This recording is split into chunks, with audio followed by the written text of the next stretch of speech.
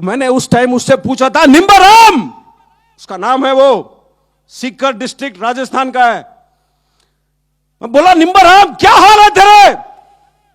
चोट खाने के बाद बिस्तरे पे पड़ा हुआ है जवान पतला सा आवाज में बोलता है मेरे से कि साहब पेट में थोड़ी सी तकलीफ है, और फिर बाद में बोलता है, साहब मैं तो ठीक हूं, अपने पलटन के बाकी बंदे कैसे हैं?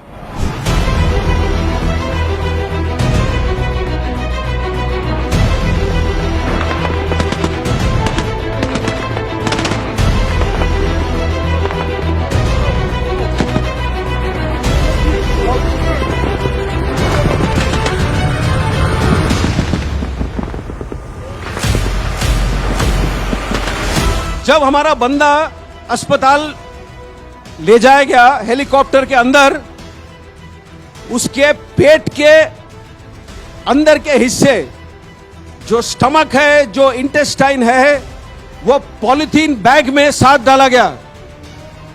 पॉलीथीन बैग में हेलीकॉप्टर के अंदर उसके साथ। तो उसको चोट इस प्रकार से आई, जो नर्स ने मुझे बयान किया था, मैं आपको बताता हूं, ये 2003 की बात है, 16 साल हो गए पूरे, 17 होने को आ रहे हैं। उसने नर्स ने बोला कि साहब उसके जो लेफ्ट वाला फीमर है, जो फीमर होता है, जो थाई का सबसे बड़ा हड्डी होता है शरीर का, वो 2 जगह पर फ्रैगमेंट हो गया। फ्रैगमेंट का मतलब क्या है? जो पेंसिल है जब आप तोड़ते हो तो 2 हिस्सों में टूटता है। फ्रैगमेंट का मतलब ऐसे, जो पेंसिल अगर 8 या 10 हिस्सों में टूटे वो फ्रैगमेंट है। तो उसका ये जो थाई बोन था 2 जगह पर फ्रैगमेंट हो गया था। इसीलिए डॉक्टर साहब जहां भी काट रहे थे उनको नजर आ रहा था खून। ज्यादा से ज्यादा गोली उसको लगी बाएं हाथ पर। क्यों? जो बुलेट प्रूफ जैकेट है जो हम पहनते हैं, वो सामने होता है पट्टी, लोहे का चादर, पीछे होता है लोहे का चादर। एक पतला चादर होता है पेट के लिए, एक पतला होता है गर्दन के लिए। ऊपर और साइड में खुला है। गोलियां लगे उसको साइड में। सबसे ज्यादा चोट उसको ऊपर आया छाती में। जब पैर में गोली लगा होगा तो वो गिरा है। अब पहाड़ी में 20 मीटर 25 मीटर कितना नीचे गिरा है वो तो कोई नहीं जानता है, लेकिन जब गिरा है तो उसका छाती किसी बड़े पत्थर के नुकीली चोट पर पड़ा है, और यहां उसे चोट आई। तो जो लोहे का प्लेट है वो दबाता है जो फेफड़े, जो रिब्स है। तो उसके 5 रिब्स टूटे हुए थे, और 5 रिब जब टूटते हैं तो अंदर की तरफ टूटते हैं। तो उसका जो बाएं वाला फेफड़ा था उसमें 5 जगह पर छेद हो गया, और जो लंग था लेफ्ट साइड वाला उसमें बॉडी फ्लूइड और ब्लड पूरा भर गया था। ये उसके चोट थे। जब नर्स ने ये मुझे बयान किया तो मैंने नर्स से सीधा सवाल पूछा, क्या बंदा बचेगा? और जैसे डॉक्टर साहब लोग आमतौर पर होते हैं, ये नर्स ने बोला, सर मैं नहीं जानती हूं। तो हम लोग जो वर्दी पहनते हैं थोड़े, मैं बोला ना, दिल से करते हैं हम काम, दिल से। तो मैंने अपने सोच में मुझे यह लगा कि अगर मैं उससे बात कर सकता हूं 1 सेकेंड, तो हमारे जो 1000 जवान हैं उनका जो मन का शक्ति है, जो दिल का शक्ति है, वो मैं उस तक भेजूं टेलीफोन के थ्रू।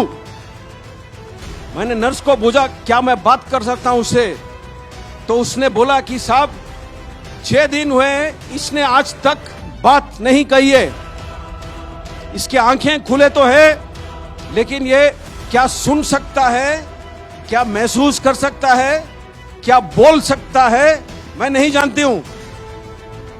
मैंने फिर भी बोला कि आप फोन का जो हैंडसेट है उसके पास रख सकते हो?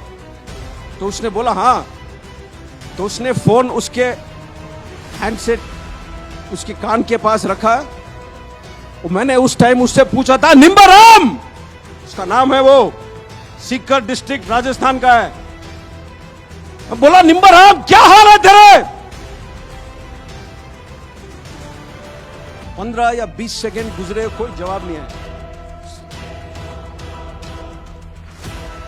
मैंने सोचा शायद वो खत्म हो रहा है, शायद वो सुना ही नहीं मेरी बात, शायद वो बोल नहीं पा रहा है। मैं फोन रखने वाला ही था अपनी तरफ से, क्यों उस टाइम तक मेरा दिल पूरा ही टूट चुका था। फोन मैं रखने वाला ही था, एक बिल्कुल पतली सी आवाज में जवाब आया। इतना चोट खाने के बाद बिस्तरे पे पड़ा हुआ है जवान पतला सा आवाज में बोलता है मेरे से कि साहब पेट में थोड़ी सी तकलीफ है, और फिर बाद में बोलता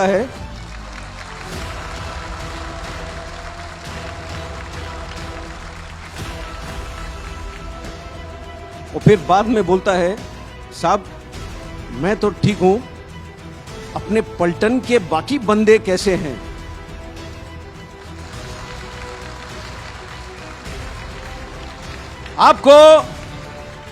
आपको कहानी सुनना है तो कहानी ऐसे सुनो, कहानी सुनाना है तो कहानी ऐसे सुनाओ।